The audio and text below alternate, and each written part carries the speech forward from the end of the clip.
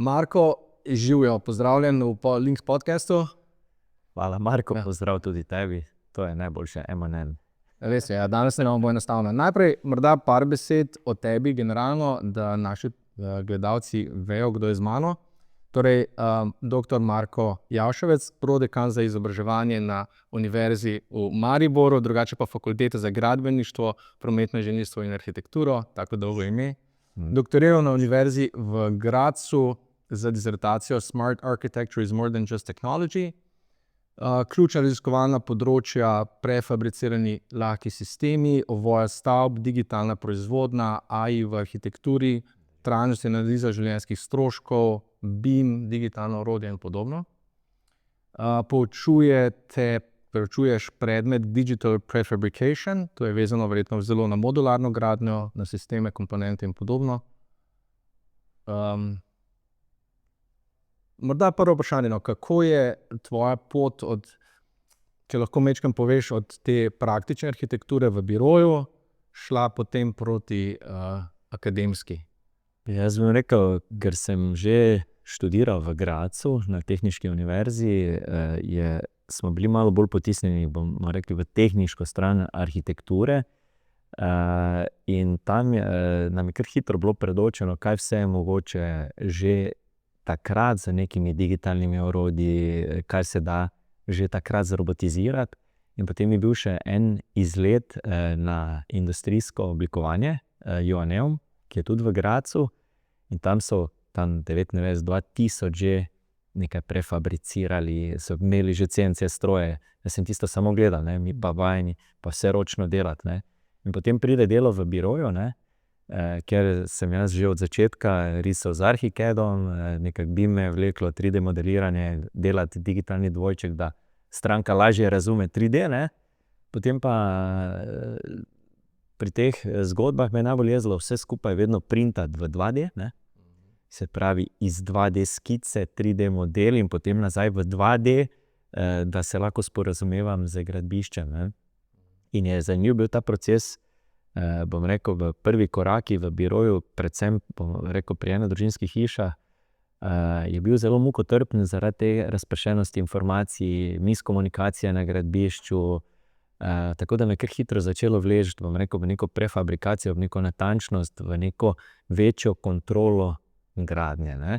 In potem nekako iz tega vzporedno z začetki dela v arhitekturi se pojavi priložnost, začnem delati kot asistent tudi na fakulteti.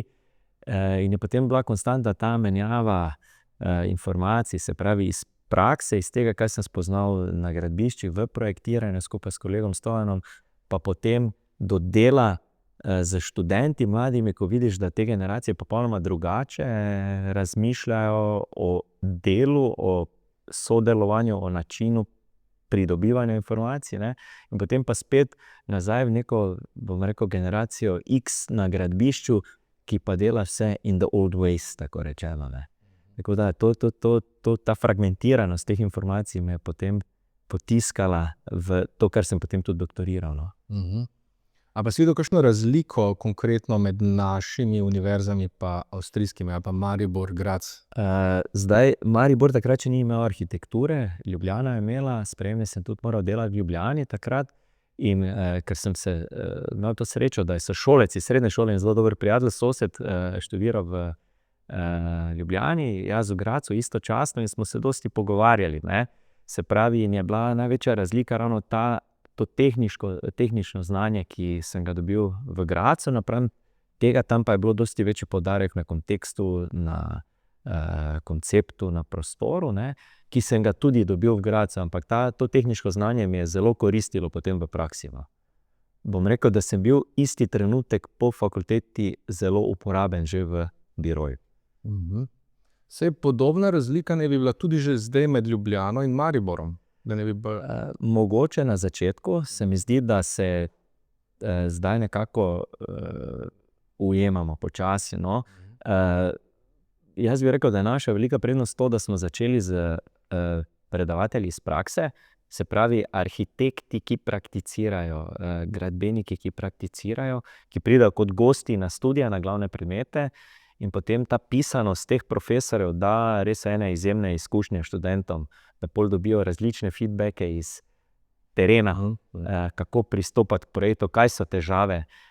In prav neverjetno, kako te generacije zdaj rade poslušajo o težavah, ki so jih imeli projektanti, pa kako so jih reševali.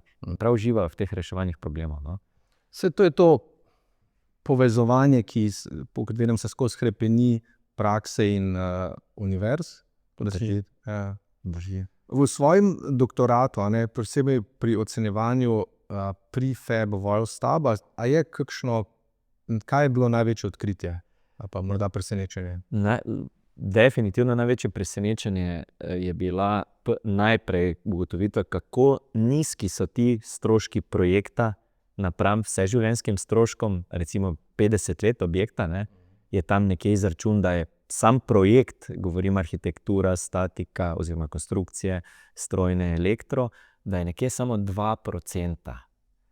In to je bilo prvo spoznanje, ker vedno je tisti šok investitorja, daš mu ponudbo za projektiranje, se za glavo prime, kaj ga je zadela, dejansko pa je to minimalni strošek in v tej fazi se pa lahko kasneje več o tem krepko največ privarčuje.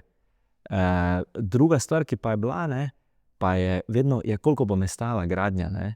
In prvo vprašanje je vedno initial construction cost, se pravi začetni strošek gradnje, imam 200,000 evrov, 250 za bajto, naredimo čim ceneje. Ne? Koliko me to stane danes? Točno to. Potem pa edino, kaj smo se pa pogovarjali o vseživljenjskih stroških, pa je bilo, koliko bom privarčeval za toplotno črpalko. V tistem času, to je 10 let nazaj, ne? Se pravi, plin je toliko, toplotna črpalka, to se bo privarčevalo in tako naprej. Ne? Ja, sicer bo stalo me na začetku več, ne? Pa nek super ovoj mora biti debelo, pol metra izolacije, dajmo gor, da bo ziher. Ampak dejansko pa noben ni razmišljal o tem, kaj pa se zgodi, na začetku privarčujem za stroški za ogrevanje pa za hlajenje, pa varčujem 5 let, pa 10 let, pa se mi bliža amortizacija, ampak kaj pa v trenutku, ko pride do zamenjave? Koliko me stane dobra plinska peč, koliko me stane dobra toplotna črpalka, nova, koliko me stane zamenjava enega kompleksnega ovoja napram enostavnega. Ne? In takrat se je pa potem izkazalo, da je recimo med nekim osnovnim ovojem, ki je bil po Puresu, recimo ena Lomarjeva hiška Privos, ne, je že imela toliko dober ovoj, da recimo en ekstremno drag ovoj, ki je v začetni fazi 50% višja bil investicija, se je izkazalo, da je v 50 letih privarčevano na samo energiji bilo 500 evrov. V 50 letih. Za koliko so ti izračuni točni, jaz jim kar zaupam. Dejansko pa so ti stroški rednega vzdrževanja bili kar višji, krepko višji pa stroški zamenjave in servisa. In ti pa nastopajo pri oknih, 20 let, 25 let, pri fasadi, 15, 25, odvisno od fasade. Ne? In v 50 letih, kar pa je življenjska doba stavbe, pa se to zgodi dvakrat. In ti stroški so bili tudi 2 do 3 do 4 krat večji od energy and supply costs. Ne? In to je bilo meni največje spoznanje, no? Ki me potem obrnilo v to, kje pa zdaj tu pride well-being, dobro počutje. Ker potem je definitivno v teh vseživljenjskih stroških izjemno pomembni, pa dobro počutje. Ampak mi trenutno nimamo sistema, niti arhitekti ga nimajo, kjer bi pa lahko na enostaven način investitorjem to na začetku že pokazali. To je prav zanimivo, kako investitorji v Sloveniji nočejo razumeti, kako pomemben je projekt, pa ne samo arhitekturni del, vseh deležnikov. Ker namreč jaz pa v biroju skušam vedno investitorju razložiti, pa tudi študentom to razlagamo, da je na začetku popravek krepko najcenejši. Tudi če delamo nov projekt, bo še vedno to 0,5% v 50 letih ali pa še manj. Ne? Tista idejna zasnova, tudi če stane 10,000 ali pa 20,000 evrov, kaj je to v primerjavi, če grem nekaj spreminjati, ko se gradi, ali če grem nekaj spreminjati čez 10-15 let, ali pa tako, kot so se prej pogovarjali, kaj pomeni hišo zrušiti čez 30 let pa na novo graditi. Ne? In ta začetni strošek, da bi ljudje drugače razumeli, da bi razumeli, da je bolje vložiti več energije v to začetno fazo, v zbiranje podatkov, ki bi bile seveda za to potrebne baze podatkov slovenske, pa potem to energijo preigrati, se pravi v tej fazi pogledati, gradnja začetna me bo stala toliko, če malo prilagodimo objekt, če imamo manj gradnikov, bo cenejša. V 50 letih bo stroški vzdrževanja takšni, če dam to spremembo, bodo drugačni, se pravi ta holistični pogled in pa če uspemo tu dati še neka komponento well-beinga, smo pa zmagali, ne. Tako da pri nas en velik problem, razpršenost podatkov, se pravi zelo težko je priti do podatkov, koliko me bo stalo vzdrževanje neke peči, koliko bo me stalo vzdrževanje teh okn. Dočem Nemčija ima pa to eno odlično orodje, ne? Legep, ki sem ga uporabil za doktorat, ne? Ki 4-krat na leto osvežuje vse nemško bazo in ki vnaša in podatke samega produkta, podatke vzdrževanja, podatke, koliko stane me zamenjava in tudi količinske podatke dela, koliko me stane 10 evrov keramike položiti, 10 kvadratnih metrov keramike, 100 kvadratnih metrov keramike ali če imam ogromen objekt, pa bom 2000 kvadratnih metrov keramike. In oni osvežujejo to bazo in ta recimo Legep, ki sem ga z doktoratom uporabil, ti vse te podatke daje na eno mesto. Sicer software ni poceni, ampak za velike objekte definitivno se izplača. Ja. Ti imaš nek model, imenovan Competitive Evaluation Model Framework. Kako deluje? No, ta dejanski model, ki je bil razvit, ni mišljen kot računalniški model, ampak dejansko postopek, s katerim bi se dalo delati, ne. In ta model je v bistvu predvideval natančnejši BIM model, ki je bil takrat narejen v Archicadu, v katerega se vnašajo vsi podatki zelo natančno, da iz samega 3D modela hiške jaz zelo hitro dobim podatke, koliko kubikov betona, koliko kvadratnih metrov mašenkartonskih sten, koliko opeke na strehi, kakšne površine okn, dvoslojnih, troslojnih. In te podatke sem dobil ven v obliki Excela.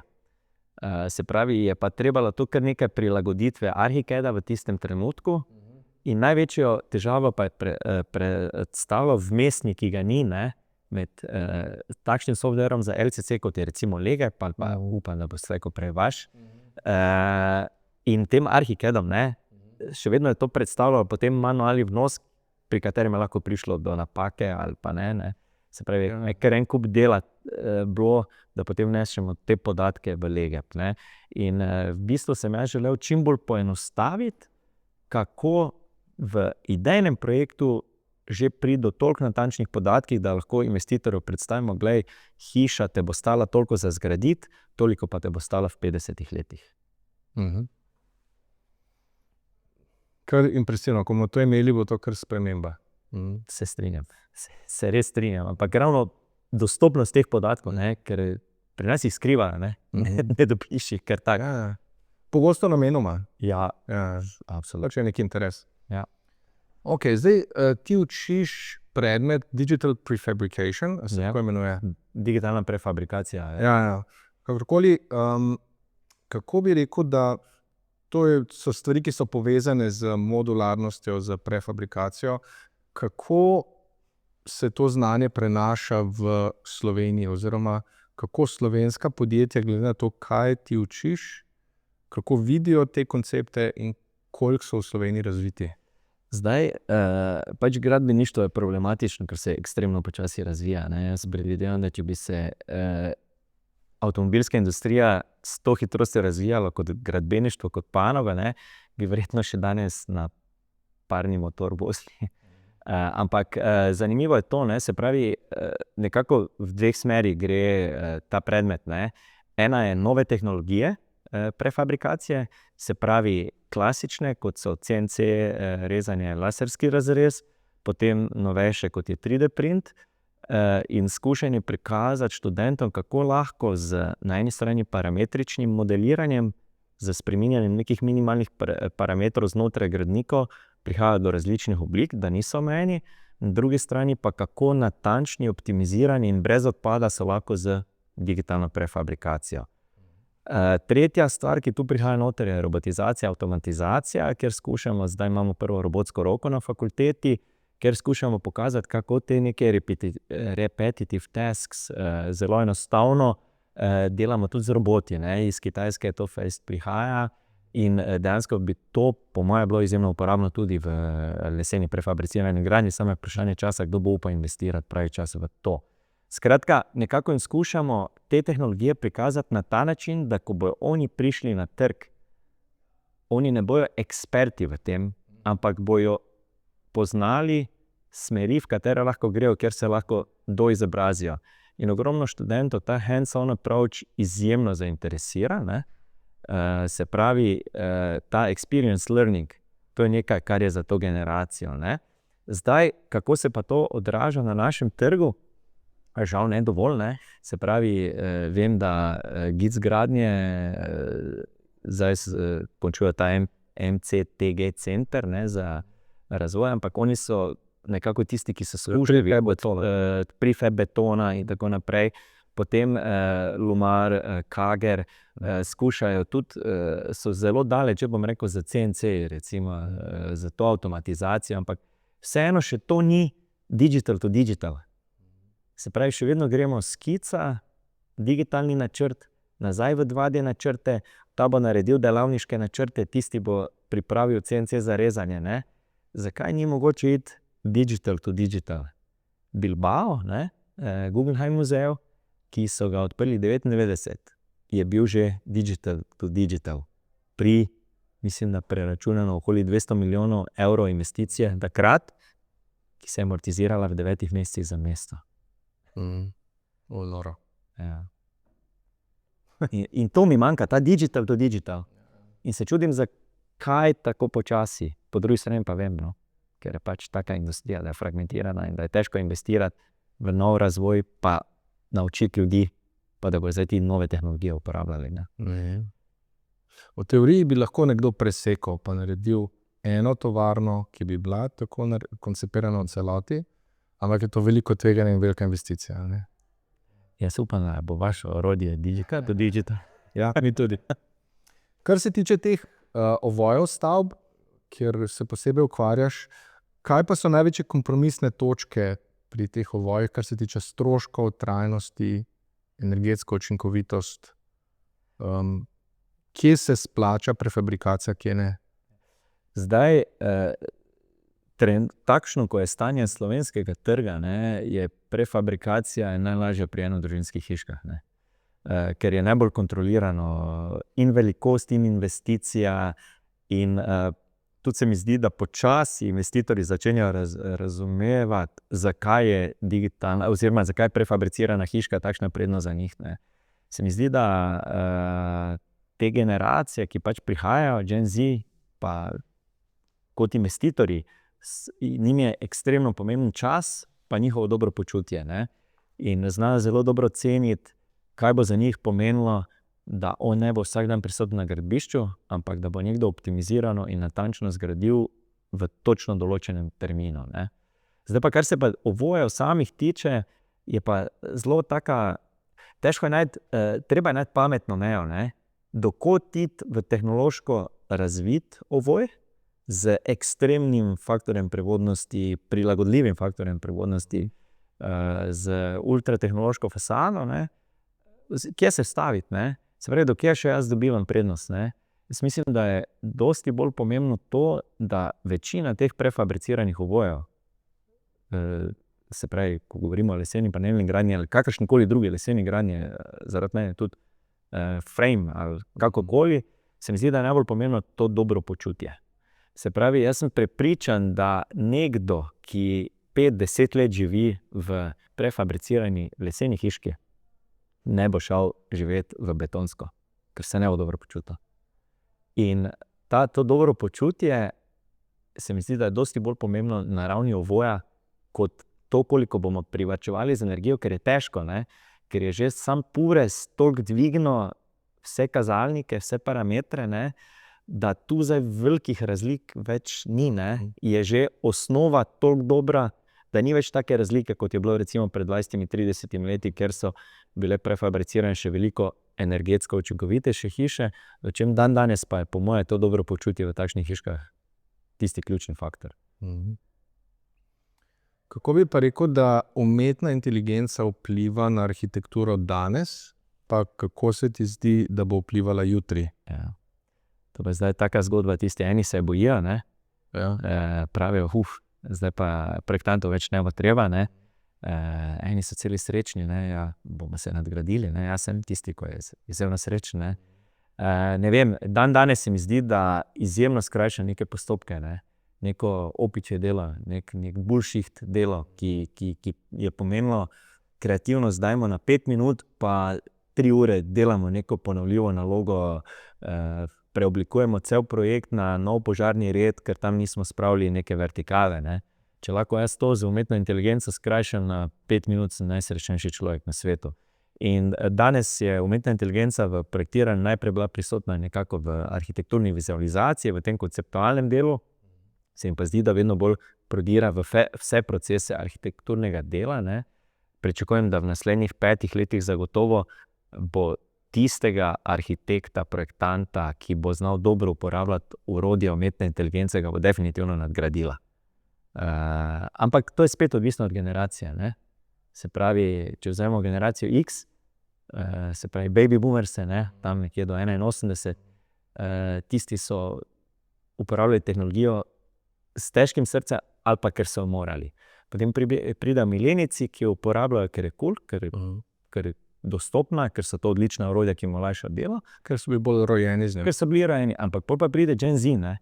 Gen Z pa tam po 95, 96, tam nekje, ali pa mogoče po 2000, ti pa zdaj to že jemljajo kot podaljšek sebe.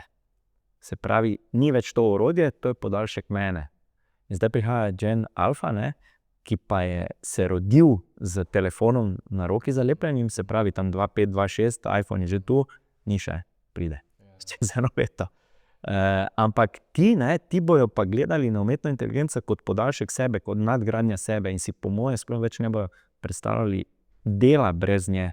Zato se moramo zavedati tudi mi izobraževalci in tisti, ki so na trgu, se pravi tisti, ki so na trgu, kateri generaciji bomo zdaj prodajali stvari, mi, ki smo izobraževalci, koga učimo, se pravi, oni si želijo popolnoma drugega profesora, ne več tistega velikega boga, ki ga gledam, ampak nekoga, ki sodeluje z mano, ki me razume in s katerim sklepam idejo kot konsens. In tu vključujem zdaj to umetno inteligenco, ne, ki smo pa vsi štartali z nule pred 2 letoma, ne. Res je. In mi, in ta mladi. Res je, ja. Tako da definitivno vidim, da nam bo umetna inteligenca v arhitekturi in projektiranju skrajšala čas za ponavljajoča se dela, za, bomo rekli, ta tehnično tečna dela in nam bo podaljšali čas za kreativnost, za presojo dobrih idej, za preverjanje različnih idej, za razne iteracije, za optimizacijo projektov. In tudi tu pri LCC-u, LCA-ju, tu nam lahko umetna inteligenca izjemno pomaga, ker nam pač lahko zbira podatke, prečese ogromne količine podatkov in jih importira v razna orodja, ne. Drži. Saj stroka umetne inteligence pravi 2 stvari.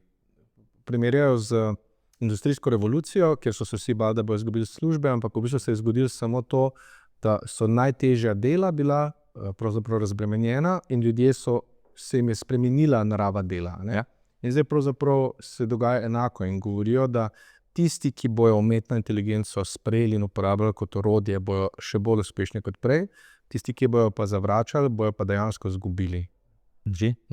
Jaz se bi s tem popolnoma strinjal. Jaz imam upam, da imamo čas, ampak ena anekdota, ne bom pozabil, en super prijatelj, profesor iz Švice, Peter Schwer, ne, on je razlagal, da je imel prijateljico v Berlinu, ki je konec 90-ih bila izjemno uspešna dizajnerka, industrijska, oziroma ne, grafična oblikovalka. In to tako uspešna, da je konec 90-ih sta zbirala v katalogu, katere felne bo dala na Porscheja, kakšne barve bo in tako naprej. Ampak je bila izjemno uspešna v ročnem delu in ni htela sprejeti računalnika. 2002 je ta ista gospa na socialni podpori, zato ker enostavno časovno ni uspela dohajati konkurenco. Se pravi, prepočasna je bila za svoje kliente. V 4 letih. Ne? In tako si jaz danes mislim, ne, da je treba enostavno sprejeti umetno inteligenco, rast za njo, ker če boš jo razumel, jo boš znal uporabljati, pa boš tudi vedel, kaj so težave in problemi. Če pa je ne boš uporabljal, pa zaostaneš. Ti pogosto uporabljaš izraz smart architecture. Ne vem kako. Kaj ta izraz dejansko pomeni? Zdaj, v bistvu, če se pogugla, gre za eno mantro, ne, nasploh v naših panogah, ne, se pravi, smart pomeni sustainable, trajnostno, measurable, za M, se pravi merljivo, attainable, dosegljivo, time-bound, oziroma realizable, se pravi, da je možno izvesti, in pa time-bound, da je časovno oprijemljivo. Ne? In to je nekako kratica za smart, ampak meni, jaz en taki dober graf sem narisal na to, kaj pomeni smart. Ne? Če imamo spodaj neinteligentno in zgoraj izjemno inteligentno, in če imamo na eni strani ogromno resursov, kompleksno, pa na drugi strani za manj, se pravi, je za mene smart, da za čim manj resursov dosežem čim večji value za vse deležnike. Se pravi, kako za čim manj sredstvi doseči čim več. Kako pa to izgleda v praksi? V praksi pa je najlepše, zdaj, če vzamemo na arhitekturo, gradbeništvo, ne, je ta value for money, ne.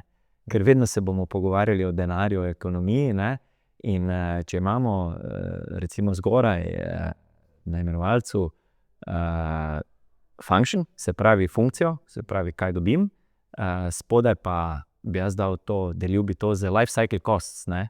Se pravi, večji value dobim, manjše, ko imam life cycle costs, ali pa več, ko dam funkcije uporabniku. Zdaj pa, a to pomeni večjo kvadraturo, a to pomeni boljše počutje, a to pomeni ogromno svetlobe naravne, ali pomeni pa to čim nižje vzdrževanje v naslednjih 50 letih. Ok, v raziskavah se vi dostikrat naslanjate na BIM že v zgodnjih fazah načrtovanja in v njegov vpliv na ta life cycle, value for money, to, kar omenjaš. Misliš, da je trenutna praksa pri investitorjih temu prilagojena? Kaj jo zadržuje? Najbolj zadržuje vedno finance, ne, in pa čas. Se pravi, problem investitorjev v Sloveniji je, da poprečno, ene statistike sem bral, da naj bi poprečno se Slovenec v življenju selil 1,5-krat. Pustimo zdaj tisto študentska leta pa menjava študentskih domov, ampak kot svoj dom se naj bi poprečju Slovenec selil 1,5-krat. Kar je malo. Američan, ene raziskave pravijo 12-krat, ene 14-krat. Se pravi, to pomeni, da večina Slovencev ima enkrat v življenju stik s projektiranjem. Maksimalno 2-krat. Govorimo o poprečju. Američan pa 12 do 14-krat. Se pravi, največji problem je ta informacija. Glavna informacija je, projektant bo ekstremno drag. Ker je to tisto prvo, kaj plačam, predno grem graditi. Mogoče sem kupil parcelo, ampak prvo grem do projektanta, ne, potem. In to je velika težava, ne, in redko kdo je pripravljen plačati ceno, da si jaz lahko privoščim BIM, ne, čeprav bi si ga moral. In potem je ta prehod, ne, da na občino pa nesem 2D printane načrte, ne. In zakaj zdaj delati v 3D, se sprašujejo eni projektanti, če na koncu tako nesem 2D načrte, pa na gradbišče bo šli 2D načrti, ne. Zakaj bi porabljal čas, predvsem bom rekel stara garda projektantov, ki so risali v AutoCAD-u, ki je nadomestil pač klik namesto črta za svinčnikom, ne. Ampak dejansko pa je ogromno prednosti v tej BIM-u, ker če bi si vzel lahko več časa v tej prvotni fazi, bomo rekli IZP, IDP, ne, v tej fazi si vzeti več časa, pomeni krepko privarčevanje stroškov kasneje v projektu, ne. In dobro razdelan projekt, tudi taki v 3D-ju, ki bi deloval kot digitalni dvojček, v katerem bi z podobnim orodjem kot vaše dosegel, ok, zdaj pa to bo me toliko stalo, toliko bom vzdrževal, čez toliko časa bo treba prebarvati, menjati, kako ga lahko zoptimiziram, dajmo tu združiti sobe, dajmo tu fleksibilnost in tako naprej, ne. In zato se mi zdi izjemno pomembno, da bi se skušali nekako lotiti teh 3D orodij, ki pa nas ne sme omejevati, in dostikrat ta BIM orodja omejujejo kreativnost, predvsem zato, ker ljudje orodja ne poznajo, ne. Zdaj, takole, ko se pogovarjava, en skupni imenovalec je ta pomembnost projektiranja, se mi zdi, in na drugi strani nekako ta blokada, ki jo ima cela industrija, da ne doseže napredka, ne. Kje so v bistvu te največje težave arhitektov pa investitorjev? Kaj so največje blokade, da ne moremo prebiti, pa nekako vsi vemo, kaj je treba narediti?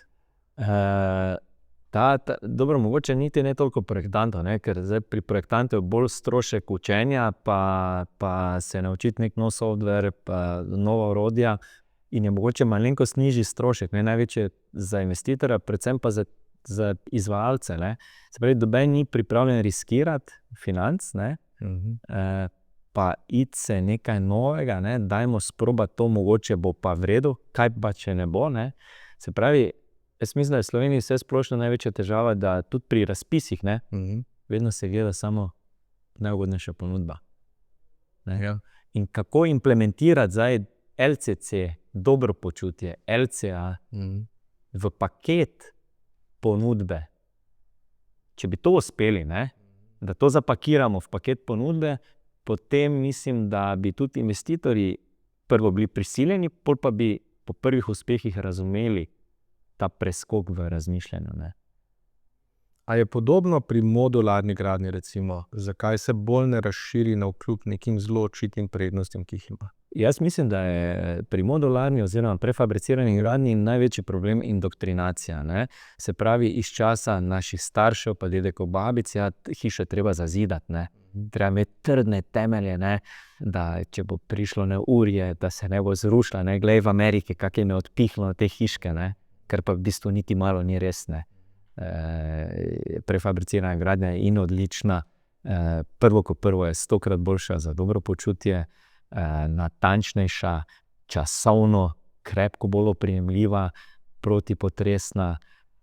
Potem, če gledamo stare regulative požarne varnosti, ne, zdaj zaščita lesa, ne, sploh pri večji, če bi se šli javne stavbe iz prefabricirane, zdaj pa uporabljamo neke stare požarne rede, ki so vezani predvsem na zidano gradnjo in tako naprej. Mislim, ogromno je te, bom rekel, napačne indoktrinacije do prefabricirane gradnje. Se pravi, brand bi se moral spremeniti. Ena stvar, ki se mi zdi, da je v Sloveniji izjemno problematična, vsi rečejo, zakaj me prefabricirana hiša stane toliko več. Ne? Ampak če naračunaš tu svoj čas, pa energijo, pa sem prepričan, da nekdo, ki bi bil na gradbišču, ki je naročil hišo na ključ, pa nekdo, ki si jo je zidal, nikoli več ne bi šel v zidano hiško. Če pogledamo zadnjih 20 let, se ceni vedno bolj približujeta, ko zmerjamo zidano hišo ali pa prefabrisano. Tako da glede na to, da je glavni problem gradbeništva delovna sila na terenu, glede na pritiske trajnosti, je po mojem samo vprašanje časa, kdaj se bo cena zamenjala. Se strinjam. Jaz mislim, da je v začetni fazi predvsem ta cena prefabricirane gradnje bila zelo povezana z PR-om, v katerega so morali vlagati, da so sploh na trg prišli, ne. Zdaj pa, ko so že dovolj let podjetja, kot so Kagar, Malres, Riko, Lumar na trgu, ne, se tudi cena lahko znižuje. Imamo pa tudi v tej gradnji nižjo, višjo, srednjo kvaliteto, se pravi, kupujemo Golfa, Škodo, Mercedesa, Jaguarja, Ferrarija. In prepričan sem, da se bo tu izenačilo, pa tudi ljudje bodo dosti bolj osveščeni, kar pomeni well-being. Se pravi, kaj bo meni pomenilo, ko v tej hiški se dobro počutil, boljše spal, imel bolj svež zrak. In te generacije, ki bo zdaj investitorji, bo toliko več poudarka dali na to. Tako da definitivno se bo dvigna ta količina prefabricirane gradnje. Pa oprosti, Marko, samo to še, kaj mi je izjemno pomembno, ne. Se pravi, koliko bolje optimizirala, kontroliranja, vremensko neodvisna prefabricirana gradnja, ne, v tovarni, pa dosti večja možnost robotizacije, avtomatizacije. Se pravi, glede na vse težave z delovno silo, pritisk robotizacije, tihomenoidni roboti in robotske roke, to postaja tako iz leta v leto toliko napreduje, pa zdaj, če tu dodamo AI noter, pa parametrizacijo, pa minimalni odpad, potem mislim, da je v naslednjih 10 letih velik preskok bo tukaj, no. Drži. Občutek dajeva, ko rečeva prefabrikacija, da se navezujejo samo na les. pa ni tako. Ne? Torej, Ja. prefab beton tudi tehnološko napreduje, Ja. pa tudi okoljsko, ne? Tudi GIC gradnje omenjen, vem, da imajo oni svoj patent za nek zeleni beton in tako. Torej, ne govorimo samo o lesu. Ne. Mi zdaj tudi upam, da bomo uspešno spravili na fakulteti in na Univerzi v Mariboru ta projekt Trium 2, kjer gre za nakupe nove raziskovalne opreme, ker je naša fakulteta šla v cilje velikoformatnega 3D printanja z različnimi materiali, se pravi od gline do različnih novih mešanic z betonom, ki jih bomo razvijali na fakulteti. In tu si nadejamo odličnega sodelovanja z GIC gradnje, ki so ponudili svojo pomoč, tudi svoje prostore, kjer bi lahko ta printer umestili. Se pravi, z ciljem printanja do 50 kvadratov, 3D printanja in preizkušanja ravno tu novih materialov v cilj prefabrikacije. Super. Zdaj, digitalizacijo večkrat omenjava kot eden izmed glavnih problemov gradbeništva. Ko primerjamo vse industrije, vidimo, da je gradbeništvo na predzadnji, torej čisto na koncu samo kmetijstvo je slabše od gradbeništva, vse ostale industrije so boljše. Ampak če primerjava recimo Slovenijo pa neke druge prakse v tujini, a se morda lahko spomniš, katera država pa nam je lahko vzor v prefabu, modularnosti ali v digitalizaciji, od koga se mi lahko učimo pravzaprav? V bistvu najbolj grejo v to smer, se mi zdi, Švicarji, no? Zaradi univerze oziroma fakultete, ki jih potiska, se pravi ETH v Zürichu, ima tako močne te prefab labe, ki z vsemi materiali preizkušajo možnost te avtomatizacije, robotizacije prefaba, optimizacije materialov, se pravi, kako 3D sprintati opaže, da ti uporabiš beton samo tam, ko ga rabiš, pa da je armatura samo tam, ko jo rabiš in tako naprej. Tako da od njih se lahko ogromno naučimo, tudi recimo, kaj pomenijo neke organske strukture, pa kaj pomeni jih z 4-5 robotskimi rokami za izviti to armaturo, pa zavariti in potem pošpricati beton gor. Tako da definitivno od njih. Potem oni imajo en kup Nest projekt, kjer na v bistvu fakultetnem območju dograjujejo fakulteto z eksperimentalno gradnjo, prefabricirano vse. Potem recimo Španija, Sevilla, Jürgen Mayer, arhitekt, Metropol Parasol, tista velika, ogromna lesena struktura iz gobic. Zdaj je nekomu všeč ali ne, je stvar osebne percepcije, ampak dejstvo je, da je tam celotno območje Sevilje se na glavo obrnilo, se pravi propadajoče območje zaradi ene take lesene prefabricirane strukture, ki je ne bi bilo mogoče zgraditi na klasični način, vsaj ne v nekem časovnem obdobju, z normalno ceno. Je sama struktura prerasla vse stroške krat 2, krat 3 na koncu, ampak mesto pa je dobilo veliko več kot strošek tistega. Ne? To je recimo ogromne vezane plošče, ki so sekvencije rezane in tako naprej. Tako da jaz bi rekel, Švicarji, Nemci, pa tudi Avstrijci, no, se imamo marsikaj naučiti o tej prefabricirani gradnji. To so pa blizu, kar je v redu. Ja, ni daleč. Vse Avstrijci veljajo za Ferrari v leseni gradnji, svetovno gledano. Res je. Morda proti koncu ta vse slovenski stanovanjski problem, ki ga imamo, 10.000 stanovanj, ki nam manjka ta trenutek, kaj šele jutri. Kako ti kot strokovnjak, kako iz tega vidika vidiš, da bi lahko ta problem bolj učinkovito reševali? Kje je rešitev? Ali je v tehnologiji, ali je v zakonodaji, ali je v organizaciji? Jaz mislim, da gre za holistični problem. Vse pri kar si naštel, je definitivno težava. Namreč ena stvar je zakonodaja, se pravi dolgotrajnost postopkov, se pravi, kjer gre za državni denar, pa imamo investicije več od 2 milijona, delamo na tečaje, mogoče to bi trebalo dvigniti. Ti arhitekturni tečaji potrebujejo pripravo, čas in vse skupaj traja. Kaj pomeni to za investitorja, če mu stoji denar 2 leti, 3 leta, 4 leta, ne? Potem tehnologija je definitivno prednost, ne? Se pravi, kaj bi pomenilo ali pa hibridi, ne? Teh je zelo malo v Sloveniji, ne? Kaj pomeni kombinacija betonske klasične gradnje v višino in z prefabriciranimi paneli za kožo. Ne. Tega se praktično pri nas skoraj ne uporablja. Ne. V tujini Finska recimo šiba te stanovanjsko gradnjo s tem 1, 2, 3. Ne. Tako da en kup je tu stvari, ki bi se jih dalo izboljšati, pohitriti. Ne. Predvsem pa mislim, da bi tu trebalo vključiti nekak ta LCC, LCA mogoče, predvsem pa to kvaliteto bivanja, ne? Ker namreč, ko se hitro gradi, ne, se dostikrat pozabi na kvaliteto. Ne? In glavni developerji pač gledajo delto, ne? Ki pa v gradbeništvu ni tako velika. Ne? Po drugi strani se pa najbolj splača graditi stanovanja, ker se ta zdaj prodajajo koževnice. Ne? In zdaj imamo na eni strani tudi dobiček na veliko gledan, po drugi strani pa bi morali delati kvalitetno stanovanje, ker kaj bo čez 10, 15, 20 let. Ne? Tako da je to taki zelo dvorezni meč. Ne?